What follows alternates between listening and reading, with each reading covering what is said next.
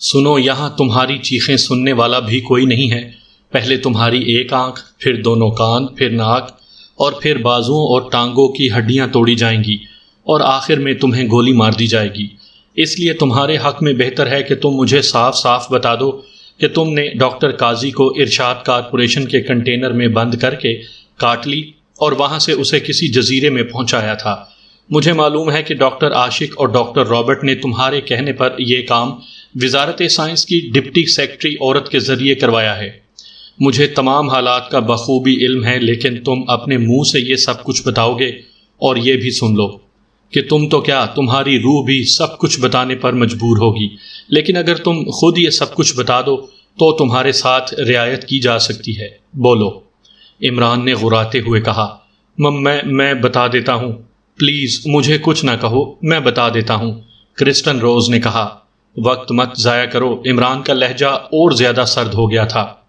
ایک خفیہ بین الاقوامی تنظیم ہے کاراکاز، اس کے ایک آدمی برانک سے میری دوستی ہے۔ برانک کے لیے میں یہاں اکثر کام کرتا رہتا ہوں۔ یہ تنظیم اسلحے کی سمگلنگ کرتی ہے، لیکن میں اسلحہ ڈیل نہیں کرتا، میں صرف اس کے متفرق کام کرتا ہوں۔ برانک نے مجھے فون پر کہا کہ وہ یہاں کے ایک سائنسدان ڈاکٹر قاضی کو اس طرح اغوا کروانا چاہتا ہے کہ کسی کو اس کے اغوا کا علم نہ ہو سکے، نہ کسی کو یہ علم ہو سکے کہ وہ کہاں گیا۔ اس کے ساتھ ہی اس نے کوئی فارمولا APS بھی حاصل کرنا ہے۔ اس نے مجھے بے حد زیادہ رقم کی آفر کی تو میں نے اس کام کی حامی بھر لی۔ ڈاکٹر عاشق میرا کار راز ہے۔ وہ دراصل منشیات کا سمگلر ہے، لیکن اس نے آڑ لینے کے لیے اپنے آپ کو ڈاکٹر ظاہر کیا ہوا ہے، حالانکہ وہ ڈاکٹر نہیں ہے۔ اس کے پاس جو ڈگریاں ہیں وہ سب جعلی ہیں، میں نے یہ ڈگریاں بنوا کر اسے دی ہوئی ہیں۔ وہ منشیات کے دھندے کو چھپانے کے لیے منشیات کے علاج کا کام کرتا ہے، لیکن اس علاج کی آڑ میں وہ با اثر لوگوں کو نشے کا عادی بنا کر انہیں بلیک میل بھی کرتا ہے۔ وہ انتہائی شیطان ذہن کا مالک ہے، اور پلاننگ بنانے میں اس کا جواب نہیں ہے۔ میں نے ڈاکٹر عاشق سے بات کی تو ڈاکٹر عاشق تیار ہو گیا۔ اس نے ڈاکٹر قاضی کے بارے میں معلومات حاصل کی تو اسے پتہ چلا کہ ڈاکٹر قاضی ایک خاص قد و قامت اور ایک خاص جسمانی تناسب کی عورتوں کی کمپنی کا دیوانہ ہے، اور اس نے وزارت سائنس کی ڈپٹی سیکرٹری عورت کو تلاش کر لیا ہے جو ہر لحاظ سے ڈاکٹر قاضی کی پسند پر پوری اترتی ہے۔ اس نے اپنے ایک ایجنٹ کے ذریعے اس عورت جس کا نام نجمہ بتایا گیا ہے کو اپنے کلینک بلایا اور پھر اسے نشے کا عادی بنا دیا۔ جب وہ نشے کی عادی ہو گئی تو اس نے اسے اپنے مخصوص حربوں سے بلیک میل کر کے ڈاکٹر قاضی سے دوستی کر کے اس سے فارمولا حاصل کرنے کا کہہ دیا۔ اس عورت نے ڈاکٹر قاضی سے یہ معلوم کر لیا کہ اس نے یہ فارمولا ایک بینک لاکر میں محفوظ کر کے رکھا ہوا ہے۔ چنانچہ اس نے مجھے بتایا تو میں نے اس سے لاکر سے وہ فارمولا حاصل کر کے برانک کو بھجوا دیا۔ اس کے بعد برانک نے کہا کہ ڈاکٹر قاضی کو بھی بھجوا دیا جائے۔ چنانچہ اس عورت کے ذریعے ڈاکٹر قاضی کو ایک کوٹھی میں لے آیا گیا، پھر اسے بے ہوش کر کے ایک کنٹینر میں ڈال کر کاٹلی بھجوا دیا گیا۔ یہ کام اس فارورڈنگ اور کلیئرنگ ایجنسی کے ہمارے خاص آدمیوں نے کیا جو ہماری طرف سے اس انداز میں منشیات بھیجا کرتے تھے۔ برانک کے آدمیوں نے یہ کنٹینر راستے میں اڑا لیا۔ ان آدمیوں کو مخصوص نشہ پلا کر بھجوایا گیا، اس سے وہ روڈ ایکسیڈنٹ میں ہلاک ہو گئے۔ اس عورت کو بھی مخصوص خواب آور گولیاں کھلا دی گئیں تاکہ وہ بھی ہلاک ہو جائے اور کسی کو اصل صورتحال کا علم نہ ہو سکے، لیکن وہ بچ گئی، اور اسپیشل سروس کا کوئی عہدیدار اس سلسلے میں ڈاکٹر عاشق تک پہنچ گیا۔ جب مجھے اطلاع ملی تو میں نے ٹونی کو کہا کہ وہ جا کر ڈاکٹر عاشق اور ڈاکٹر رابرٹ سے ملے اور اسے کہے کہ یا تو وہ دونوں ایکریمیا چلے جائیں، اور اگر وہ انکار کریں تو انہیں ہلاک کر دیا جائے۔ ٹونی نے مجھے بتایا کہ اس نے ان دونوں سے ایک کلب میں ملاقات کی۔ وہ عورت ان سے ٹریس نہیں ہو رہی تھی اور ان دونوں نے فوری طور پر فرار ہونے سے انکار کر دیا ہے، اس لیے ٹونی نے اپنے آدمیوں کے ذریعے ان دونوں کو ہلاک کروا دیا۔ کرسٹن روز نے تفصیل بتاتے ہوئے کہا۔ کاراکاز اصل میں کس ملک کی تنظیم ہے؟ عمران نے پوچھا۔ کاٹلی کی بہت بڑی اور خفیہ مجرم تنظیم ہے جو پوری دنیا میں اسلحے کا کام کرتی ہے، بہت بڑی تنظیم ہے، کرسٹن روز نے جواب دیتے ہوئے کہا۔ برانک کہاں رہتا ہے؟ عمران نے پوچھا۔ کاٹلی کے دارالحکومت ماکیا میں رہتا ہے۔ اس کا وہاں بظاہر جیولری کا کاروبار ہے، لیکن وہ کاراکاز کا کوئی بڑا عہدیدار ہے، کرسٹن نے جواب دیا۔ تمہاری اس سے کیسے واقفیت ہوئی؟ عمران نے پوچھا۔ میں ایکریمیا میں رہتا تھا، وہاں میں منشیات کا دھندا کرتا تھا اور اس سلسلے میں اکثر کاٹلی آتا جاتا رہتا تھا۔ وہاں کاٹلی میں اس سے ملاقات ہوئی، پھر یہ ملاقات دوستی میں تبدیل ہو گئی۔ پھر ایکریمیا میں حکومت کو میرے متعلق علم ہو گیا تو میں وہاں سے فرار ہو کر کاٹلی چلا گیا، لیکن وہاں بھی میرے پیر نہ جم سکے تو میں وہاں سے آران چلا گیا، لیکن پھر آران میں مذہبی انقلاب آ گیا اور مجھے وہاں سے بھی نکلنا پڑا تو میں پاکیشیا آ گیا۔ یہاں میرا کام چل نکلا، برانکس سے ویسے ہی دوستی رہی اور میں اس کے یہاں کام کرتا رہا۔ وہ بہت بھاری معاوضہ دیتا تھا، کرسٹن روز نے بتایا۔ کیا نام ہے اس کے جیولرز والے ادارے کا؟ عمران نے پوچھا۔ برانک جیولرز، کانو گیٹ روڈ پر بہت بڑا ادارہ ہے، وہ بین الاقوامی سطح پر جیولری کا کام کرتا ہے، کرسٹن روز نے جواب دیتے ہوئے کہا۔ اس کا فون نمبر؟ عمران نے پوچھا تو کرسٹن روز نے فون نمبر بھی بتا دیا۔ جوزف، کارڈلیس فون لے کر آؤ، عمران نے جوزف سے کہا اور جوزف سر ہلاتا ہوا واپس چلا گیا۔ یہاں سے کارٹلی اور اس کے دارالحکومت کا نمبر کیا ہے؟ عمران نے پوچھا تو کرسٹن روز نے بتا دیا۔ چند لمحوں بعد جوزف کارڈلیس فون لے آیا تو عمران نے فون پیس اس سے لے لیا۔ سنو کرسٹن روز، تم نے جو کچھ بتایا ہے تم نے اسے کنفرم کرنا ہے۔ اگر تم کنفرم کر دو گے تو زندہ رہو گے، ورنہ… عمران نے تیز لہجے میں کہا۔ لیکن میں اسے کیا کہوں؟ کرسٹن روز نے ہونٹ بھینچتے ہوئے کہا۔ جو کچھ مرضی آئے کہو، لیکن جو کچھ تم نے بتایا ہے اسے کنفرم کرو، عمران نے کہا تو کرسٹن روز نے اسبات میں سر ہلا دیا۔ عمران نے لاؤڈر کا بٹن آن کیا اور پھر نمبر پریس کرنے شروع کر دیے۔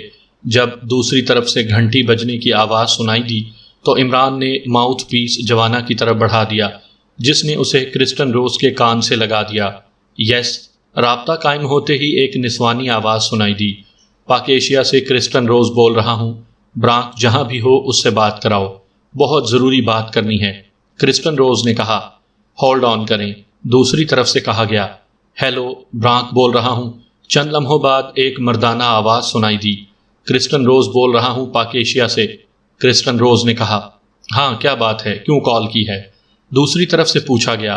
میں نے اس لیے کال کی ہے کہ یہاں میں نے جن لوگوں سے کام کرایا تھا ان سب کو اس انداز میں آف کر دیا گیا ہے کہ کسی کو شک تک نہیں پڑ سکا، کرسٹن روز نے کہا۔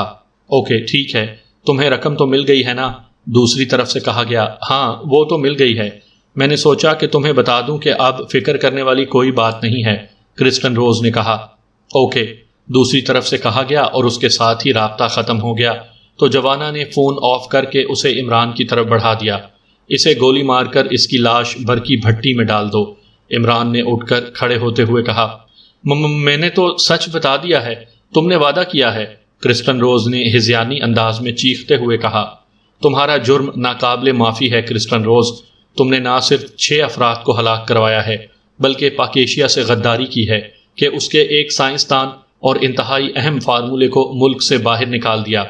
یہ سب سے ہلکی سزا ہے جو تمہیں دی جا رہی ہے، ورنہ تم نے جس جرم کا ارتکاب کیا ہے تمہارے جسم کی ایک ایک بوٹی علیحدہ کر کے چیل کبووں کو ڈال دی جاتی، عمران نے غراتے ہوئے کہا اور تیزی سے بیرونی دروازے کی طرف بڑھ گیا۔ وہ وہاں سے سیدھا سٹنگ روم میں آیا اور اس نے ہاتھ میں پکڑے ہوئے کارڈلیس فون کو ایک طرف رکھا اور ریسیور اٹھا کر نمبر ڈائل کرنے شروع کر دیے۔ X2، رابطہ قائم ہوتے ہی مخصوص آواز سنائی دی۔ علی عمران بول رہا ہوں جناب، میں نے ڈاکٹر قاضی کے سلسلے میں تمام معلومات حاصل کر لی ہے۔ اسے کاراکاز نامی کسی مجرم تنظیم نے اغوا کروایا ہے۔ یہ کاٹلی کی تنظیم ہے اور ڈاکٹر قاضی کا فارمولا جو اس نے کسی بینک لاکر میں رکھوایا تھا وہ بھی پہلے اڑا لیا گیا ہے۔ آپ نے میری پہلی درخواست کے سلسلے میں کیا کیا ہے؟ عمران نے کہا۔ ڈاکٹر قاضی 1 ہفتے سے غائب ہے، اس نے ایٹامک پروجیکشن سسٹم کا ایک فارمولا تیار کیا تھا۔ اس سسٹم سے ایٹمی حملے کا انتہائی مؤثر انداز میں دفاع کیا جا سکتا تھا، لیکن چونکہ اس فارمولے پر پاکیشیا کی کسی لیبارٹری میں کام نہیں ہو سکتا، اس لیے حکومت پاکیشیا نے اس میں فوری دلچسپی نہیں لی، بلکہ اس سلسلے میں وزارت سائنس نے شوگران کی وزارت سائنس سے بات چیت کی ہے جو ابھی جاری تھی کہ ڈاکٹر قاضی غائب ہو گیا، X2 نے جواب دیا۔ لیکن وزارت سائنس کو یہ فارمولا تو اپنی تحویل میں لے لینا چاہیے تھا، عمران نے کہا۔ ہاں، ہونا تو ایسا ہی چاہیے تھا، لیکن دفتری نظام ہی ایسا ہے کہ کسی نے اس کی زیادہ پرواہ ہی نہیں کی۔ میں نے سیکٹری وزارت سائنس کو حکم دے دیا ہے کہ ان تمام افسران جنہوں نے اس غفلت کا مظاہرہ کیا ہے ان کے خلاف کارروائی کرے۔ X2 نے کہا۔ پھر اب میرے لیے کیا حکم ہے؟ عمران نے کہا۔ میں نے سیکٹری سائنس کو حکم دیا ہے کہ وہ اس سلسلے میں فوری طور پر رپورٹ تیار کروا کر مجھے بھجوائے۔ اگر یہ فارمولا قوم کے لیے اہم ہوا اور قابل عمل ہوا تو پھر اسے واپس لایا جائے گا، ورنہ نہیں، دوسری طرف سے کہا گیا، اور عمران نے اوکے کہہ کر رسیور رکھ دیا۔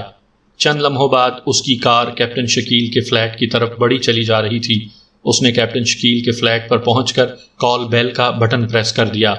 کون ہے؟ اندر سے کیپٹن شکیل کی آواز سنائی دی۔ حقیر فقیر۔ عمران نے اپنے القابات کی گردان شروع کر دی۔ معاف کرو۔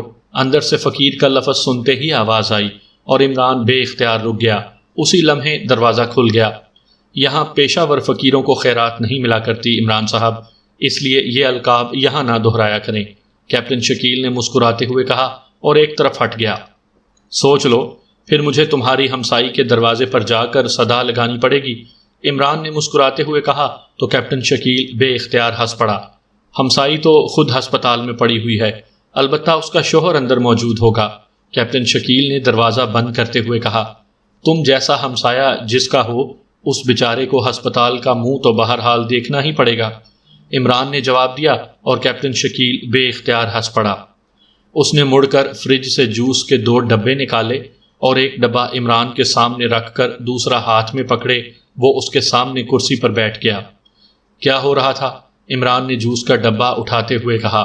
صفدر کا انتظار تھا، ابھی تھوڑی دیر پہلے اس کا فون آیا تھا، کہہ رہا تھا کہ لنچ اکٹھے کریں گے، کیپٹن شکیل نے مسکراتے ہوئے کہا۔ او، پھر تو میں بن بلایا مہمان ہو گیا، عمران نے کہا۔ ایسی کوئی بات نہیں، آپ کیوں بنتے ہیں مہمان، ہم دونوں آپ کے مہمان بن جاتے ہیں، کیپٹن شکیل نے جواب دیا تو عمران بے اختیار آنکھیں گھمانے لگا۔ کمال ہے، صرف ہمسائی مل جانے سے یہ حالت ہے کہ گونگے کو زبان مل گئی ہے، آگے کیا ہوگا؟ عمران نے کہا تو کیپٹن شکیل بے اختیار ہنس پڑا۔ اسی لمحے کال بیل کی آواز سنائی دی۔ صفدر آیا ہوگا، کیپٹن شکیل نے اٹھتے ہوئے کہا اور تیزی سے بیرونی راہداری کی طرف بڑھ گیا، جبکہ عمران اطمینان سے جوس سپ کرنے لگا۔ عمران صاحب، اور یہاں؟ حیرت ہے، صفدر کی آواز سنائی دی۔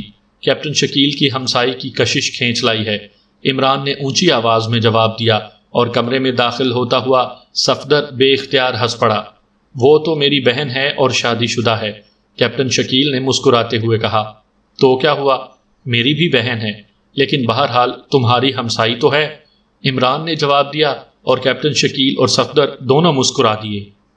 ویسے یہ کیس بہت عجیب ہے عمران صاحب، مجھے کیپٹن شکیل نے تفصیل بتائی ہے، صفدر نے کرسی پر بیٹھتے ہوئے کہا، جبکہ کیپٹن شکیل اس کے لیے جوس لینے فریج کی طرف مڑ گیا۔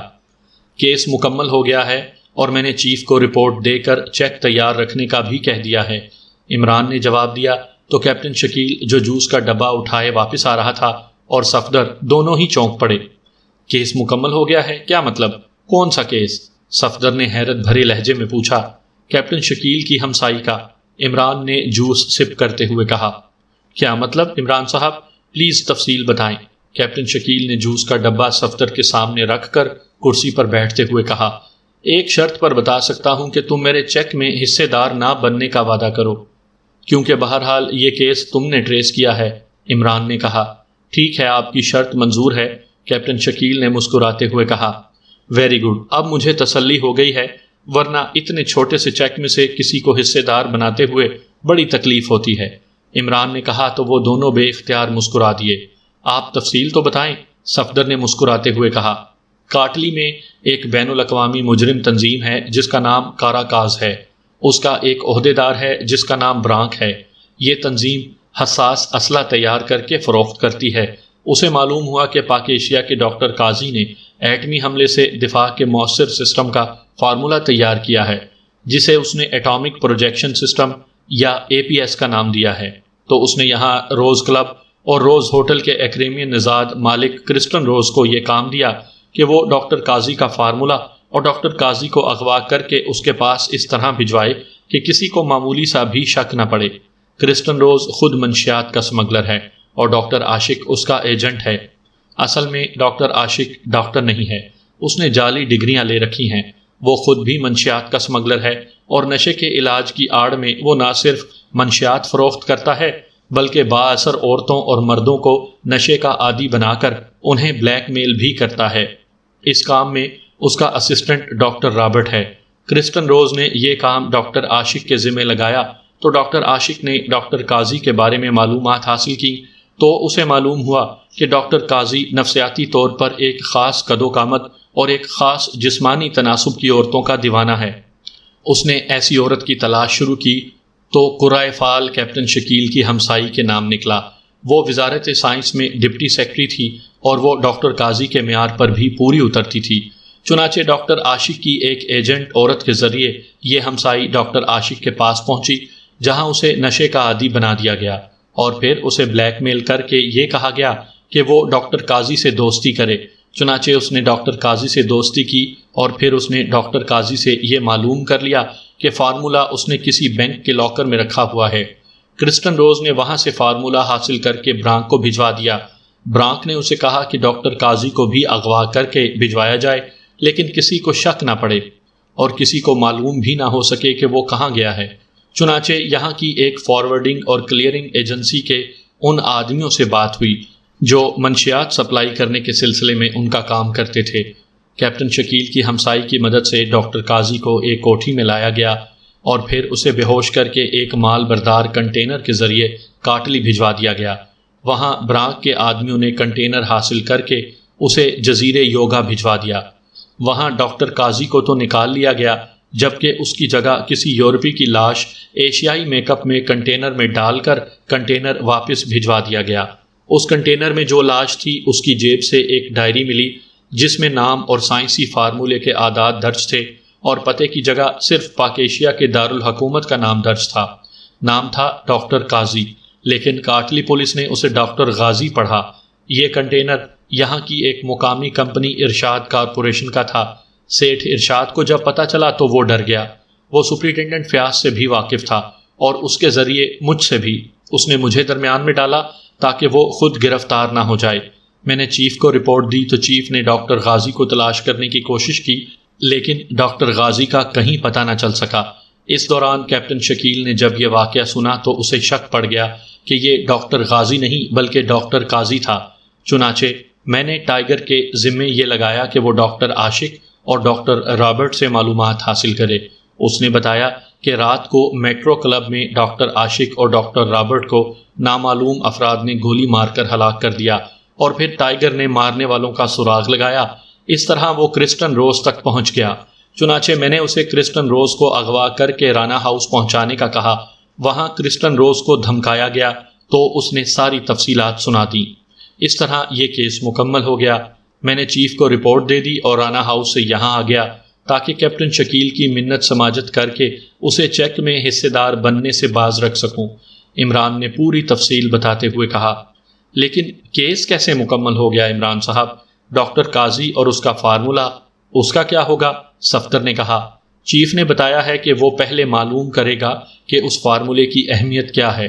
اگر قومی سطح پر اس کی کوئی اہمیت ہوئی تو پھر ہو سکتا ہے کہ وہ اس کی واپسی کا کوئی اقدام کرے، ورنہ نہیں، اور اگر کرے گا تو ظاہر ہے اس کا چیک علیحدہ ملے گا۔ عمران نے جواب دیا، تو یہ تھا سارا چکر۔ خاصی پیچیدہ پلاننگ کی گئی ہے، ورنہ اگر وہ ڈاکٹر قاضی کو ایسے اغوا کر لیتے تو شاید کسی کو بھی پتہ نہ چلتا، کیپٹن شکیل نے کہا۔ ڈاکٹر عاشق صاحب پلاننگ بنانے کے ماہر تھے، چنانچہ پلاننگ ایسی بن گئی۔ ویسے اگر کیپٹن شکیل کی ہمسائی ہلاک ہو جاتی تو معاملہ ختم ہو جاتا۔ اس کے بچ جانے سے صورتحال بگڑ گئی اور پھر یہ ان کی بدقسمتی کہ کیپٹن شکیل اس کا ہمسایہ تھا۔ عمران نے جواب دیا اور صفدر بے اختیار ہنس پڑا۔ بعض اوقات قدرت اس طرح کام کرتی ہے کہ چھپی ہوئی چیز بھی خود بخود آشکار ہو جاتی ہے، صفدر نے کہا اور عمران نے اسبات میں سر ہلا دیا۔ پھر اب آپ کا کیا پروگرام ہے عمران صاحب؟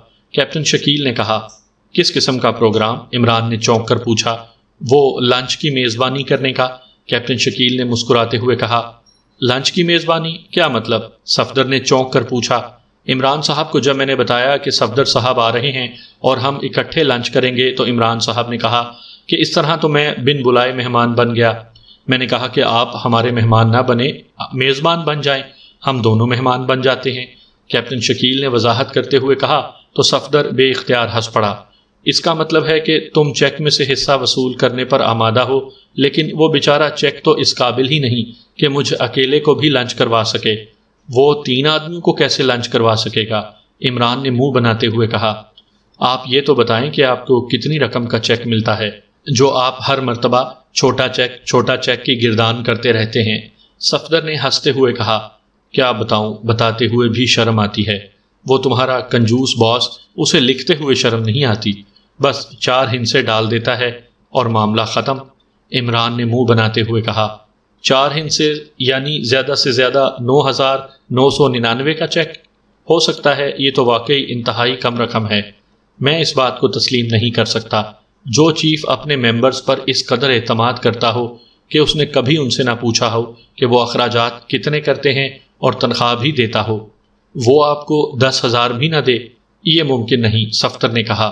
وہ دراصل صفروں کی تو کوئی اہمیت نہیں ہوتی نا، عمران نے کہا تو صفدر بے اختیار کہا مار کر ہنس پڑا۔ تو یوں کہیں نا کہ 7 صفریں بھی ہوتی ہیں، پھر بھی اسے چھوٹا چیک کہتے ہیں، صفدر نے ہنستے ہوئے کہا۔ آغا سلیمان پاشا تو صفروں کو تسلیم ہی نہیں کرتا، اب میں کیا کروں؟ وہ صفریں ہٹا کر باقی چیک کو تسلیم کرتا ہے، عمران نے رو دینے والے لہجے میں کہا تو صفدر اور کیپٹن شکیل دونوں ہنس پڑے۔ تو پھر سلیمان صفروں والی رقم کا کیا کرتا ہے؟ صفدر نے ہنستے ہوئے کہا۔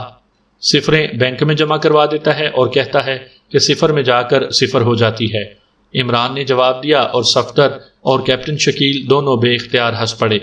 چلیں آپ میزبان نہ بنیں، آج مجھے میزبان بننے دیں، صفدر نے کہا۔ واہ، نیکی اور پوچھ، عمران نے فوراً ہی کہا، اور وہ دونوں مسکراتے ہوئے اٹھ کھڑے ہوئے تو عمران بھی اٹھ کھڑا ہوا۔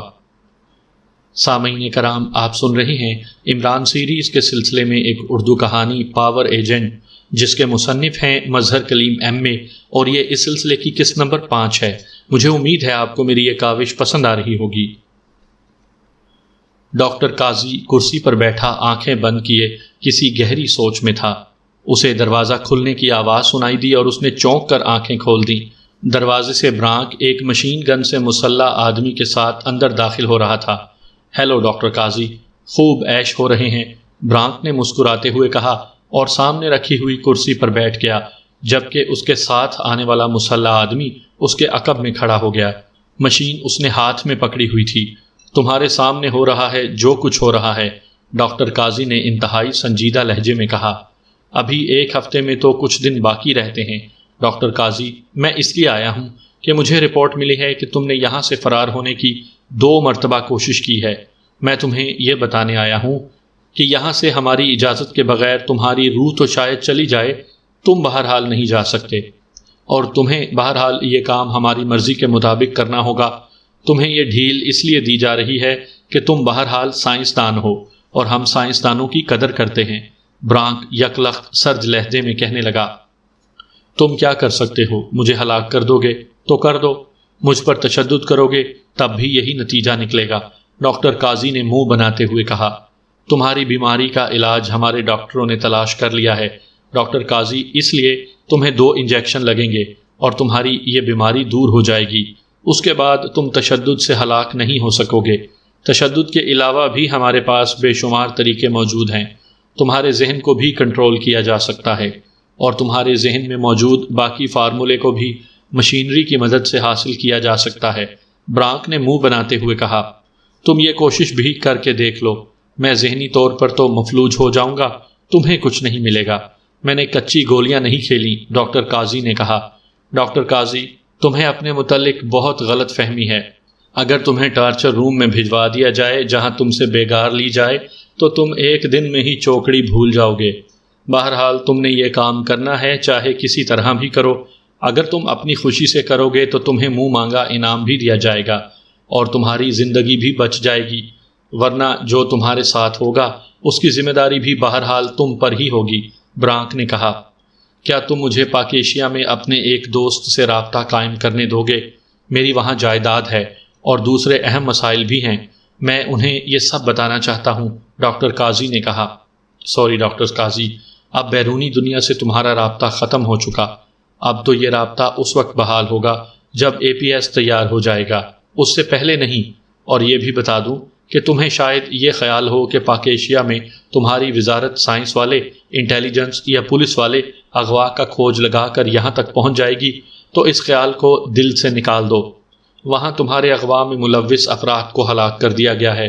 اب کسی کو بھی معلوم نہیں کہ تم کہاں غائب ہو گئے ہو، اور نہ ہی کوئی کسی طرح بھی سراغ لگا سکتا ہے، برانک نے جواب دیتے ہوئے کہا۔